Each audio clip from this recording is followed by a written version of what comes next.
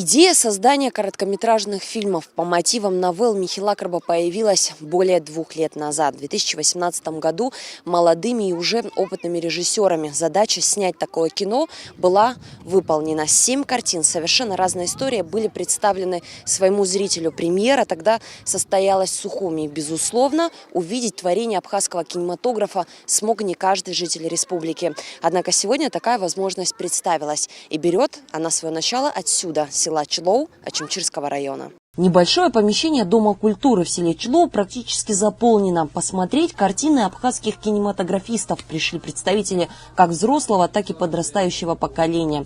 Первым для зрителя был представлен короткометражный фильм «Пушинка», снятый режиссером Вячеславом Облодья.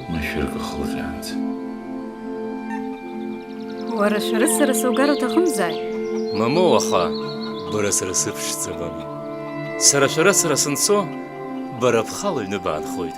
Юкалуяла бдырай.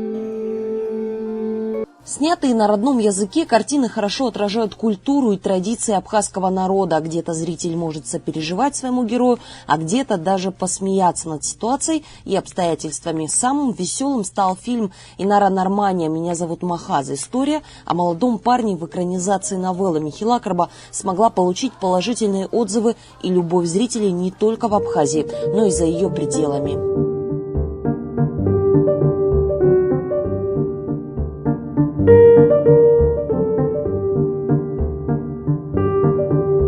Сегодня этих картин в свободном доступе нет, а вот желающих увидеть их более чем достаточно. Совместный проект Министерства культуры и компания «Мобайл» такую возможность представил каждому. 12 марта в республике стартовал гастрольный тур киноальманаха «7 новелл» по селам Абхазии. В городе это как-то более доступно, люди могут прийти, посмотреть много чего, в театр ходить и на концерты какие-то, а в селах это как-то меньше возможностей, и поэтому, тем более такие фильмы, которые о нас, о каждом из нас, об Абхазии, об абхазском человеке, о наших традициях, о смыслах, которые вложены в нас с рождения, о совести, о чести, как должен поступать человек и как должен он жить. И поэтому это фильмы, которые должен, по нашему мнению, посмотреть каждый. Первооткрывателями тура стали жители села Чилоу. Перед показом фильмов организаторы представили небольшую концертную программу. По их мнению, вовлекать в культурную жизнь республики необходимо и тех, кто живет далеко за пределами столицы.